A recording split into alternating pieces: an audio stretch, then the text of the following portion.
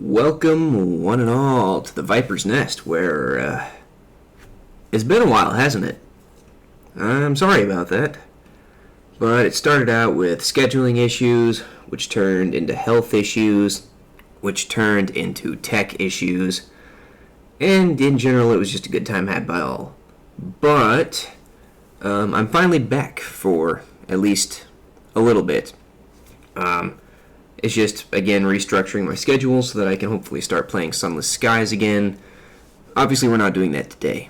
Today, I'm, in a way, going to fulfill something I've been saying I'm going to do for quite a long time, and that is talking about Resident Evil, Welcome to Raccoon City. And I'm also going to be touching on the Resident Evil Netflix series. Yeah, so a lot of people don't like either of these series, and I think that's a real shame. I mean, I'm not saying they're great. They're definitely not perfect. They both have... excuse me. I'm still a little bit sick. I'll try not to cough at the mic, but no promises. Anyway, yeah, they're not great. They're not perfect by any stretch of the imagination, but one of the big criticisms that I see leveled at both of these is that they're not Resident Evil. And I think that's the criticism I disagree with the most. So, we're going to get into this. I'm going to talk about why I like these. I'm not going to spend too terribly much time talking about both of them. Oh, Jesus Christ. I am so sorry. Excuse me while I hopefully take a drink of water and deal with this cough. Okay, there we go. Anyway, like I said, I'm not going to spend too terribly much time talking about both of them, because in their own way, I think both of these series actually deserve a video of their own. So I guess consider this one like a primer on why I think you should watch both of them. Now, to the criticism that they are not Resident Evil, that's the one I take the most issue with. So we're going to talk about why I think these two are Resident Evil, and then the second biggest criticism, why they don't follow the games to the letter, and why I think they shouldn't. So to begin, I think I'm going to try to answer the question, what makes a good Resident Evil story? And keep in mind going forward that this is 100% just my own opinions, my own conjecture. Neither of these series or corporations are paying me to say good words about these. I'm doing it on my own dime, so there's none of that like sponsorship stuff going on here. So let's begin. What makes a good Resident Evil story?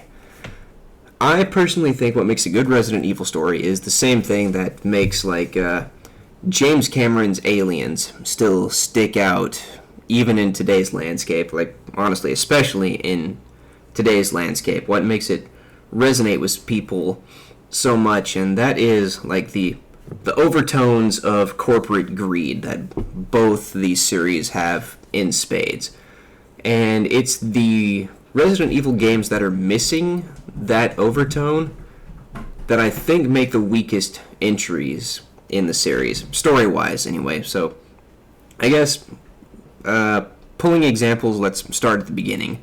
Resident Evil 1, the Spencer Mansion. They were experimenting with, biological agents and BOWs in order to sell them to the U.S. military, or, I guess, really any other military, for the purposes of making lots of money. Raccoon... Jesus Christ. Brain fog. Sorry. Resident Evil 2, the Raccoon City outbreak happened because, well, two reasons. One, William Birkin was trying to take his precious G virus and, find someone else that would allow him to continue work on it, continue work on himself, or, even pay him more to continue work on his own project. And Umbrella obviously didn't want that, so they sent Hunk and the Umbrella Security Service to steal the G virus back from William Birkin so they could keep it. Resident Evil 3 has Operation Watchdog, which was Umbrella looking at Raccoon City and the outbreak happening and saying, Well, this is a real fucking problem, but we could still use this to make a bit of money. So they sent in the UBCS with certain high-ranking officers being told to deliberately steer their units into combat with the BOWs so that they could collect combat data to make selling their stuff to people a little bit easier and more profitable. Pardon me, I am tweaking my microphone a little bit. I think the gain is a little bit too high. Anyway, yeah, Resident Evil 3, Operation Watchdog. Resident Evil 5 has Tricell and a whole bunch of other people selling BOWs on the black market that they either bought or stole from Umbrella when Umbrella tanked. Resident Evil 6, which is one that's really not liked much within the fandom, has things like Neo Umbrella and the Illuminati, like, no shit, the actual Illuminati doing things with BOWs behind the scenes. Resident Evil 7 has the Connections and their complete lack of security protocols when... Cats, I swear. Complete lack of security protocols when transporting the Evelyn-type bioweapon. It obviously got loose, which brought us to the Dulvey, Louisiana incident. Resident Evil Revelations 1 has the terror group Veltro and... Well, it's like I gotta fact check something real quick. Resident Evil Revelations. I need to make sure I get this character's name right. Because one of the people working with the not the BSAA, the FBC is working with a terrorist group, Veltro, in order to further his own position, I think, within the FBC. And yeah, okay, it was Clive O'Brien, the head of the FBC, that was working with Veltro. And then Revelations 2 had Neil and his desire to climb up the ladder at TerraSave, which is where the plot of that whole game gets kicked off. So, you'll notice I omitted two very big names from that roundup of corporate greed. That would be Resident Evils 4 and 8. And both of those games, I mean, it has been a bit since I played Resident Evil 4, but I have played Resident Evil 8 very, very recently.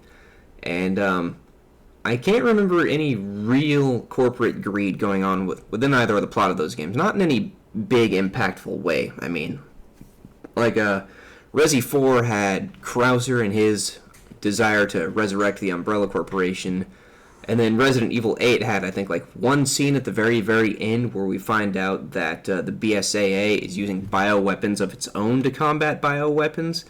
But neither of these things have any real impact on the story at large. Like, Resi 4 is all about Leon trying to rescue Ashley from the Los Illuminados, so in a way it's really more of like a religious extremism story rather than a corporate greed story. And then kind of the same thing going for Resident Evil 8. It's really about Ethan and Mother Miranda both trying to, get their respective daughters back.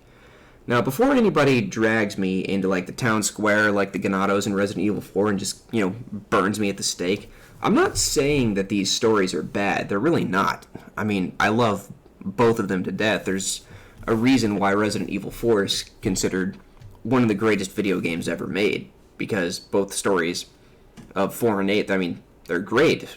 8 especially resonates with me as a parent, but, like I said, I feel like as far as Resident Evil story goes, they're they're kind of the weakest because they're lacking in those big overtones of corporate greed.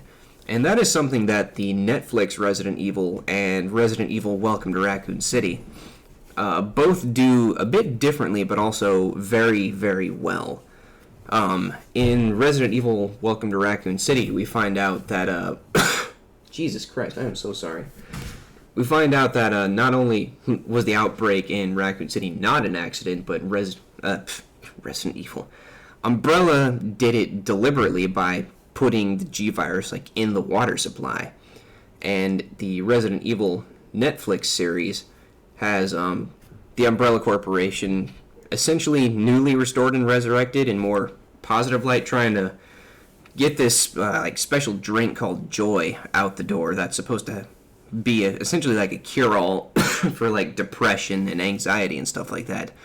But since it's made with like a trace remnant of a derivative of the T virus, we find out that when someone who has ingested Joy is exposed to like certain light frequencies, which can, be put out by almost literally anything in the world at this point, TV, computer monitors, cell phones, whatever, essentially it makes them very, very susceptible to control. So by putting Joy out there and then using this light technology, Umbrella's basically going to gain control of the entire populace of the world. And if that is not corporate greed, I don't know what is. Personally, I think that Welcome to Raccoon City did it better, in my opinion. I mean, that's something I'm probably going to say about both of these going forward, is that I like Welcome to Raccoon City a bit better than Netflix Resident Evil. But in this particular instance of corporate greed, Welcome to Raccoon City really draws parallels to like the old MK Ultra project that, the United States did to its own citizens quite a while back. And if you're looking for a disturbing read, just go dig into MK Ultra, because it is a really fucked up story. Anyway, so now I'll talk about why I liked both of these shows. Well, show/movie in general. I'll start with the Netflix series because that's the one in general I think I like a little bit less. I'm just going to quickly go over some things I do like, things that I don't like, and then we'll move on from there. So, well, right off the top, one thing I really, really love about Resident Evil Netflix is Lance Reddick as Albert Wesker. Did I just say Albert Wesker? That's the name of my cat. Oh my god. I need to hydrate more. Excuse me for a second.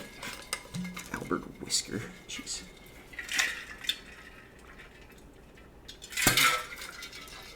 Pardon me. Lance Reddick as Albert Wesker. So, one of the things that a lot of people criticize the Netflix show about is that, like, oh, this character Wesker is not Wesker. And, well, spoilers to a degree, they're right. Because, any fan of the series right off the top is going to think, like, wait a minute. The show says it's following the chronology of the games.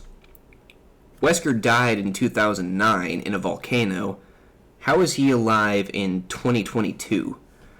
And, well, these are very appropriate questions to ask. So, the Resident Evil Netflix show does follow the chronology of the games right up until 2005, which is where they diverge to tell their own story. Which, I mean, maybe I didn't read all the interviews. I went on media blackout pretty much about both of these things as soon as I heard they were announced because I wanted to be surprised. But, like, I'm pretty sure I read something where the developers of the Netflix show did say that, like, yes, they were being faithful to the games up to a point, but they were telling their own story with this, which, I mean, admitting that right off the bat is a good move, because if I remember correctly, the freaking Paul Anderson films, which I, like, blanket hatred for those films after the second one. This video is not about them. I'm not going to talk about that. Point is, I didn't like them, and they did say, oh yeah, no, we're heavily inspired, like, really being faithful to the games. No, you fucking weren't. Anyway, so the director's admitting right off the bat that they're telling their own story. Good move. You set up different expectations than if you were trying to follow, the stories faithfully, which I'll get to why I think it was good that they didn't later in the video.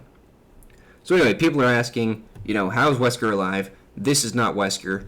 You're right and you're wrong. So the diverging point of these two timelines is 2005, where the OG Wesker, who I'm going to call Wesker Prime, made some clones of himself that somehow inherited, like, his memories and his skills. I think they could have delved into that a little bit more, but probably good that they didn't. That might have been some, like, Assassin's Creed level shit there. So anyway, he had these three Wesker clones, Al, Bert, and Albie, essentially just hanging out, working in a lab while Wesker Prime was going out doing all the things that Wesker Prime did in the video games. Eventually, the clones are found out. Supposedly, 2 of them are killed, Bert and Albie. We know for a fact that Albie was killed, but Bert actually ended up surviving into 2022 as a prisoner, essentially being held and forced to work for Umbrella because they would have killed him and or he would have died afterwards. And then we have the clone, Al, who is the one that we follow through 90% of the TV show. That is the one that most people say, that's not Wesker. It's like, well, you're right, it is and it isn't. It's not Wesker. It's a different version of Wesker. It's a clone of Wesker who is the only clone to like really be like mentally stable and actually be able to function as a human being, because Bert and Albie were both said like, yeah, these 2 guys pretty freaking unstable, which, I mean, they have all of Wesker's memories and skills and personality traits, so yeah, even without the cloning process, they would have been unstable. Point is, Lance Reddick, as I guess let's just call him Albert, is freaking amazing. He has one of like the best, just calmly delivered intimidation speeches I've ever heard in a TV show. He's a wonderful actor, and I'm so glad that they cast him in this show as Wesker, because I personally think he killed it. The rest of the cast is also really, really good. I mean, there's some of the characters I don't like specifically one of Wesker's daughters, Jade, the more dominant one. There's 2 daughters that Albert has in the show, Wesker and Billy. Or Jade and Billy, oh my god. Jade and Billy. So Jade is the more dominant, outgoing one, kind of likes to get up in everyone's face, and Billy is the more, like, kind of chill one, non-confrontational.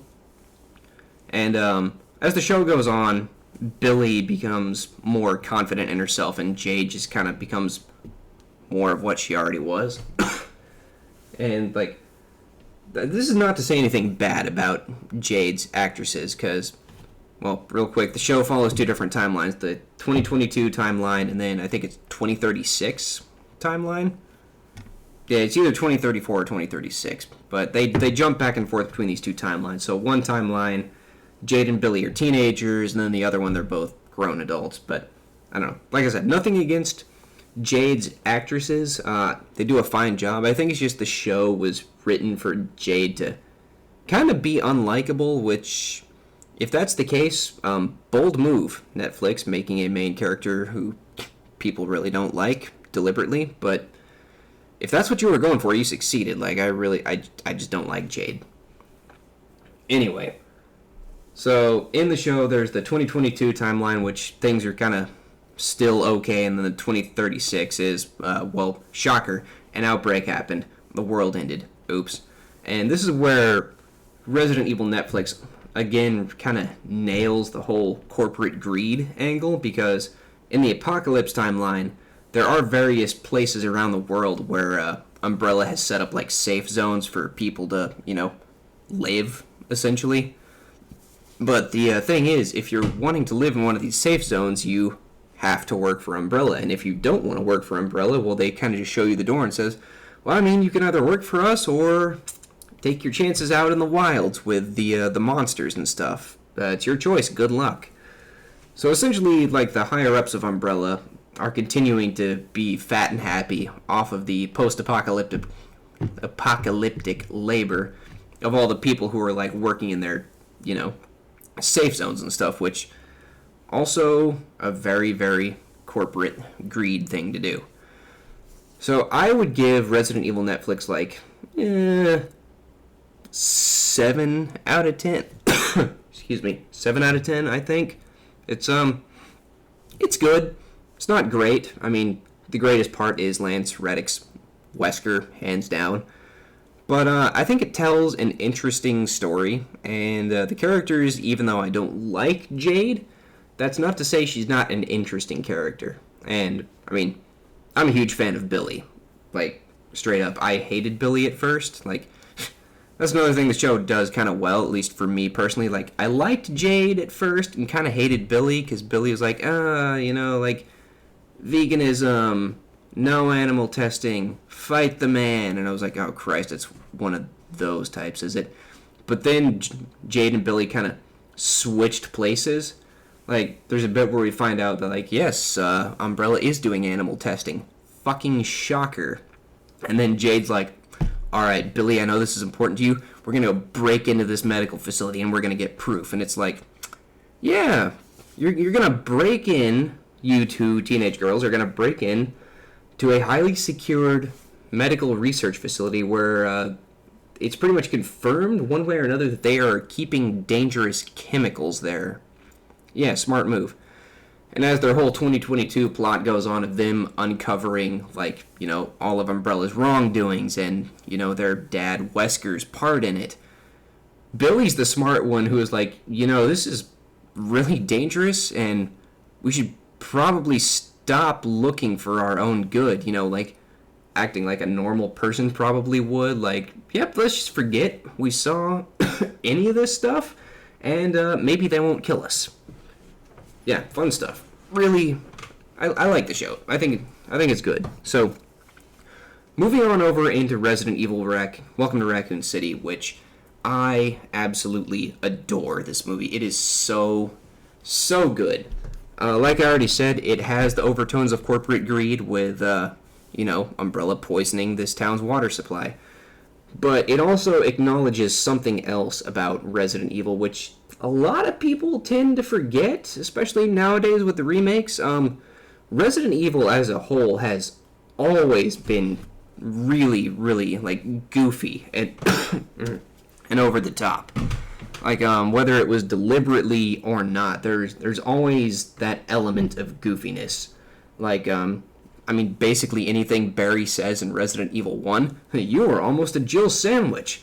I have this. Jill, look, I found a weapon. It's especially effective against living things. And then in Resident Evil 2, you know, you've got Leon telling Ada to wait many, many times. Resident Evil 3 Remake has a fan favorite line where, like, Nemesis, you know, is on fire and just kind of throws himself in a river. Jill sees this happen and just very calmly says, bitch can't even swim. Resident Evil 4 has, Salazar. I feel like I should say no more, but Salazar? Just, I've sent my right hand to dispose of you. Your right hand comes off? Well, my particular favorite is this exchange between Sadler and Leon, where Sadler's like, oh, I should introduce you to it. It should keep you company. And Leon's like, oh, can't remember the name, huh? A senior moment, perhaps? And Sadler, like, legitimately starts laughing, like, oh, Leon, you got me with that one. Resident Evil 5 has Wesker, just all of Wesker. I think, if I remember correctly, Resi 5 was DC Douglas's first time acting as Wesker, and he freaking killed it. Sorry, I'm hydrating again. So, like, Resident Evil 7 has, you know, the Baker family. A lot of people think Jack Baker is the goofiest, and I think they're right, but my particular favorite Baker-ism actually comes from Lucas, where he's dragging Mia away, and Ethan's just kind of watching this go down through this locked door, and, like, right before he rounds a corner, Lucas, like, looks back at Ethan and just goes, well, don't just stand there, do something! Resident Evil 8 has Heisenberg, which, if I remember correctly, Neil Newbon straight up admitted he was pulling inspiration from Nicolas Cage when he was performing Heisenberg, which it shows. Point is, Resident Evil has always been goofy in one way or another, and Welcome to Raccoon City really embraces that goofiness. Like, the standout for me in the movie is 100% Donald Logue as Chief Irons, who just, like, he doesn't chew the scenery, he just eats it wholesale, nonstop. Every time Chief Irons is on screen, he's doing something spectacularly silly.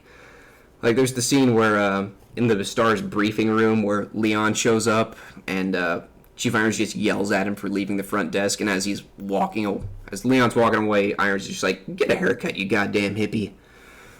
And even the more serious characters in Welcome to Raccoon City, like Claire and Chris, their goofiness is toned down a bit, but like excuse me, pretty close to the start of the movie, Claire breaks into Chris's house and is like looking at all of his mementos and just for some reason picks up his old football helmet and puts it on, and then they just proceed to have like a actual serious conversation / argument, just with the added fact that for some unknown reason Claire just decided to wear a football helmet for this entire conversation. The movie's just wonderful. Is it perfect? No, it absolutely has its problems, but what I really liked that it did was that it took familiar elements of the games, specifically 1 and 2. It's like a mishmash hybridization of both of those games, and then it tweaks the events that happen just enough that, like, normally a fan like me would go into this movie knowing, like, okay, like this is going to happen at the police station, this is going to happen at the mansion, this one thing is going to happen between these two characters. But it tweaked those events enough that I actually didn't know what was going to happen. Like, one of the pleasant surprises for me was the fact that close to the end of the movie, when a boss fight between Birkin happens, like, I was expecting Leon to have the boss fight with Birkin, because that's usually the canon things that happens in Resident Evil 2 is, Leon fights Birkin, which he does, again, kind of at the end. Leon is the one who strikes the final blow against the big mutated Birkin, but before that, it's actually Chris who gets a boss fight against Birkin instead of Leon. So, like, I didn't see that coming. That was pretty freaking cool. Things I didn't like about the movie, I guess. No Tyrant. I mean, the Berkey boy kind of took the place of the Tyrant, which, fine, I guess. I mean, it is what it is. They only had so much budget. I understand. And also, no Barry Burton, which just, real shame. I can kind of understand why they did it. In the end, they gave, like, the role of, like, sharpshooter person to Jill instead of Barry, because, well, like I said, Barry wasn't in the show. And earlier on in the movie, it established that Claire is the one who is, like, has the ability to pick locks and be the master of unlocking. So there wouldn't really be a reason to have two masters of unlocking in the same movie. So I get why they did it. It's still just a real shame, especially when so much of, like, the hamminess of the original Resident Evil was brought on by, Barry. Like, his line from, what was it, Resident Evil Remake, where they replaced the line of his weapon that's effective against living things with something just as ridiculous and stupid. When he gives Jill the acid rounds for the grenade launch, like, Jill, I found this. It's a can of fizz. It's like, oh, Barry, I love you, man. I love Barry to death. He's so funny. But yeah, real shame that he wasn't in, Welcome to Raccoon City. But like I said, I can kind of understand why he was. So, for me, Welcome to Raccoon City is a 9 out of 10 because it treads familiar ground. It fully embraces the ridiculousness of Resident Evil as a whole. And there's no bad actors in this movie. Everyone does a really good job with the characters they're given. So it's like a 9 out of 10. I guess to quickly address some of the criticisms that people have of the movie, a lot of people are not okay with the portrayal of Leon in this movie, and I can definitely understand why they're not, but also I understand why the change in Leon's character was necessary. So in the plot of the movie, instead of being like a big big bustling metropolis, Raccoon City is like, it's basically a ghost town in the middle of nowhere. The town is pretty much completely abandoned, all the work is dried up, and the only people still left in the town are the people who, like, literally cannot afford to leave, because Umbrella's essentially pulled up stakes, they got everything they wanted from this town, and they're moving their operations elsewhere. So in the continuity of, like, the games, Leon was always, like, this hotshot ace cop right out of the academy, like, top of his class, top scores across the board, just the cop that every station wants to have.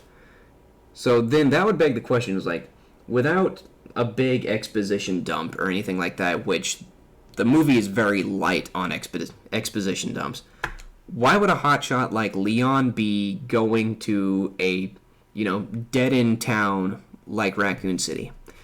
Well, the answer is a hotshot Leon would not be going to that place. This particular iteration of Leon is actually the exact opposite. He's a complete fuck-up. Like, he accidentally shot his partner, and it's only because his dad was some kind of big shot on the force that Leon wasn't, booted out of the academy completely. But being that he's such a screw-up, the RPD or whatever, whoever the hell handles, where police go. Today's Tuesday, isn't it? No, today's Wednesday. Okay, Jesus. That's why the sirens are going off. I don't know if you can hear that. Those sirens happen every week. Don't worry about it. Anyway, so Leon is a complete fuck-up, and, obviously the police force is going to be like, all right, well, where can we put this guy that, he's not going to make a huge fool out of the department and probably not going to get people killed? Ship him off to the middle of nowhere where, nothing happens. So that's why Leon is not as he is in the game. It's because when the setting changes, Raccoon going from bustling metropolis to ghost town, certain traits of the characters also have to change to fit with the new setting. A good example of this is, if you are a nerd and pay attention like me, Jill. So Jill has no fucking problem just pulling out her gun, ready to shoot people at a moment's notice. In almost the very first scene of the movie, Leon is, hungover, he's passed out in this restaurant, and, Wesker goes and puts, a bottle of ketchup on Leon's head. It is hey, Jill, I bet you can't shoot that off. And Jill just straight up pulls out her service pistol and is oh, I'm ready to shoot that thing off right now. They're no, not with that. And Wesker pulls out, a little plunger gun. He's you gotta do it with this. And Jill's oh, alright.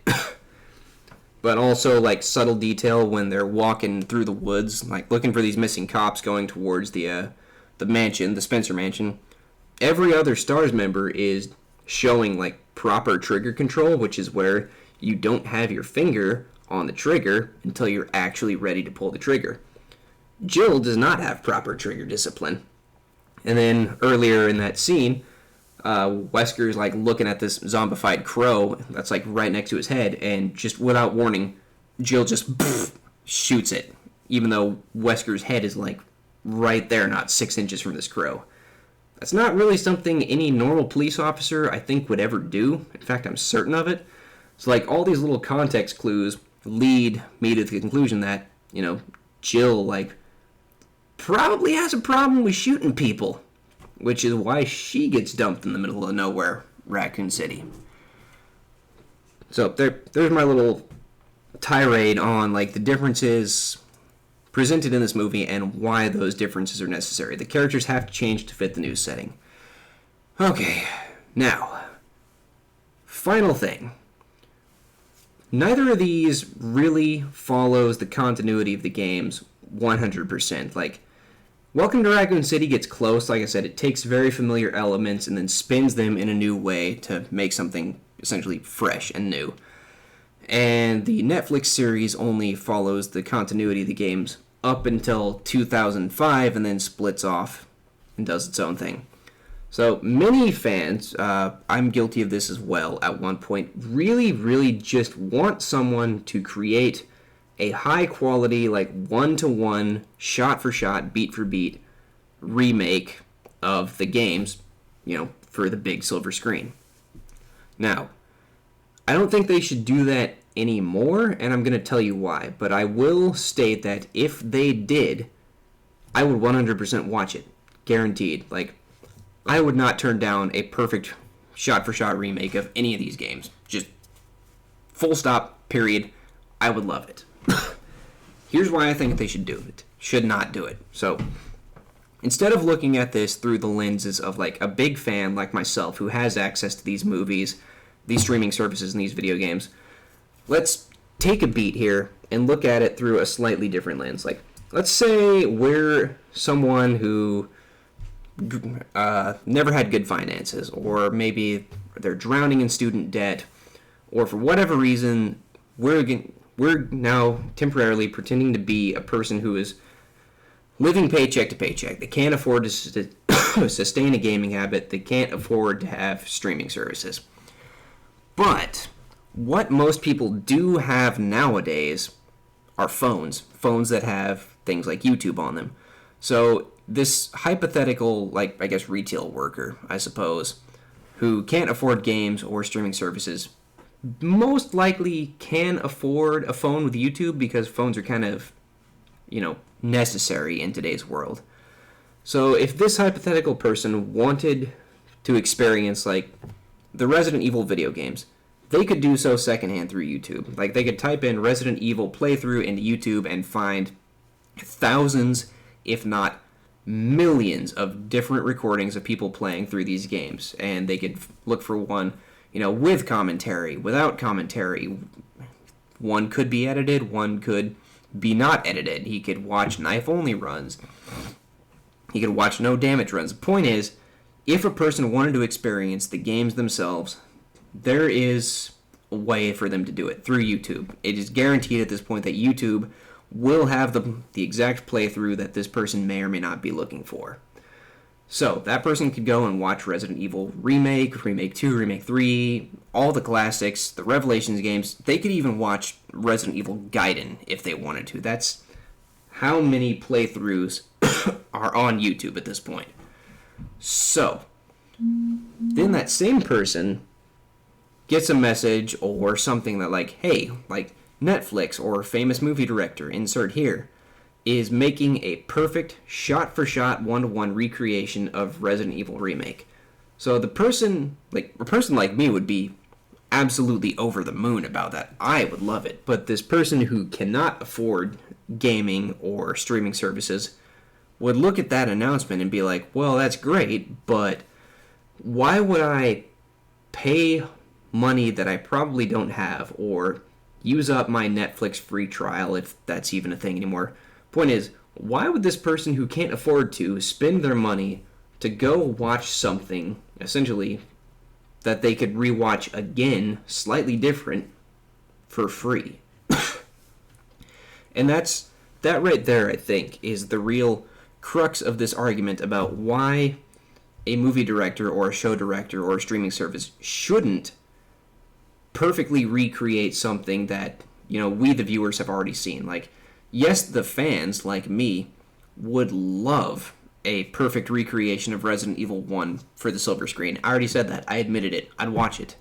But I think in the end, the people who would be interested in that kind of thing represent only a very small percentage of the people who, have Netflix or whatever, or would want to invest their time in it. Like, would I invest my time? Yes. Resident Evils 1 and 2 are on a very short list of games that I make sure to play through at least once a year.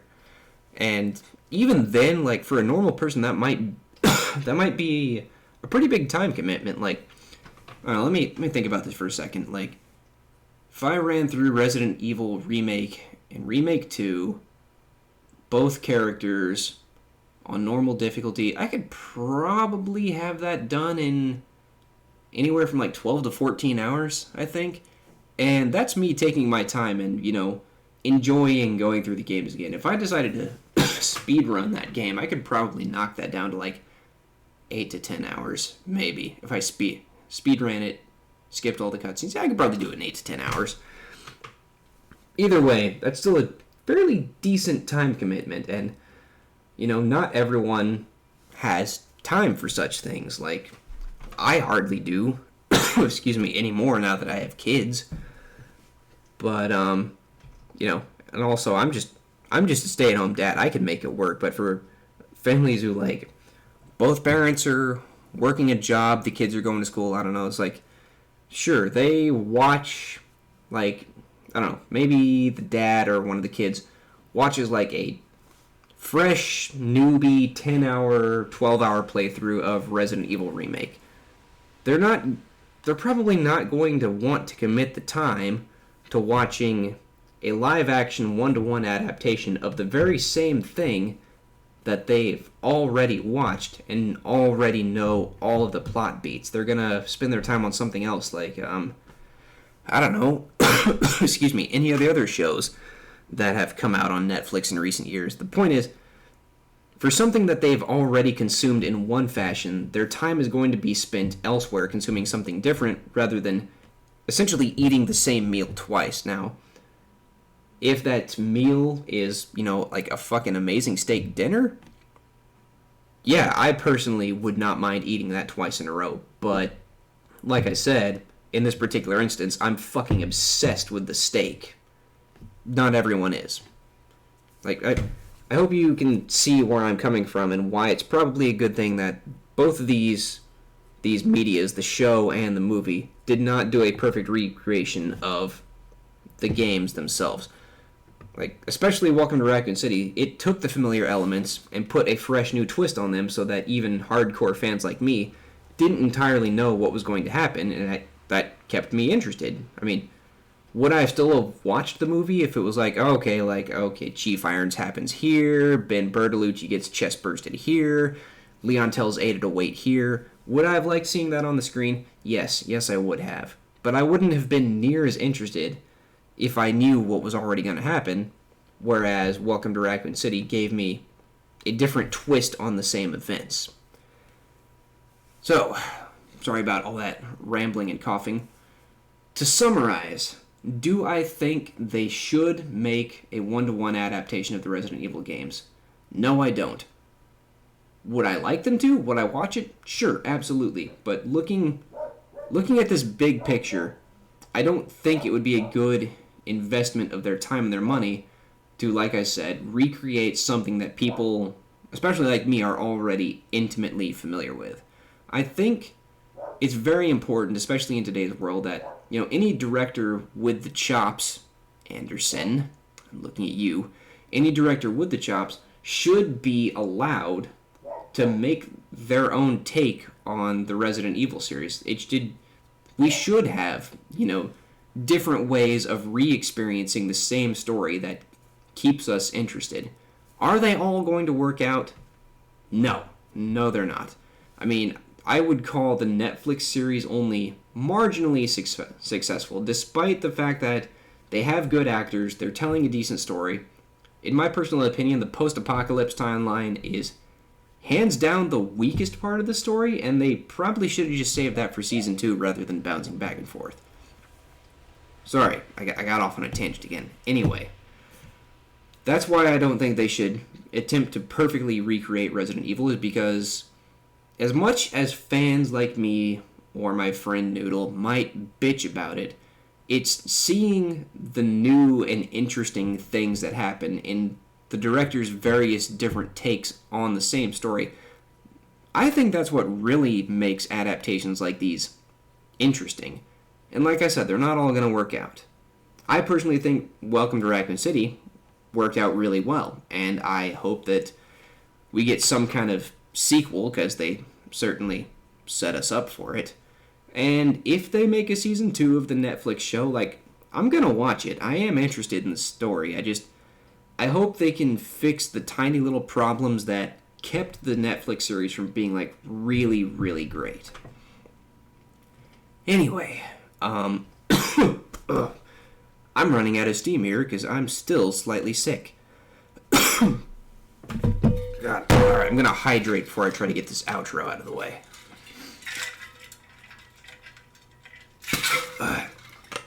Alright, outro time. Wrapping up.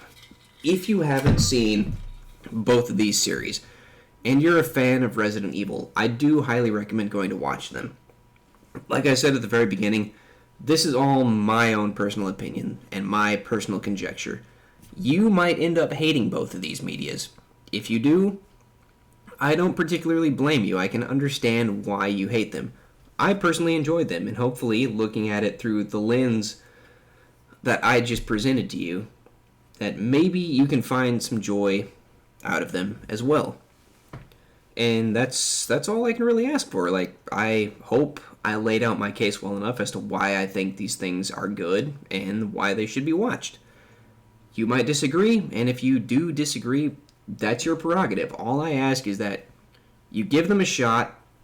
Don't go in expecting them to be like one-to-one replications of the games. Don't even necessarily expect them to follow the games, at least in the case of the Netflix series. Just try to think about it as the people who are developing these things using the familiar skeleton of Resident Evil to tell their own particular and unique story based on the Resident Evil property.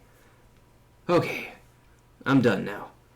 I'm gonna go take some fucking medicine and probably wake my son up for a nap. So thank you for listening to this, I guess, video, lecture, essay, rant, whatever. Thank you for listening to it. Please give both of these medias a shot. And hopefully I will be back soon, slightly more recovered, and I will continue my playthrough of Sunless Skies. So, thank you for watching. Like, subscribe, leave a comment, do the YouTube dance, and I will see you next episode.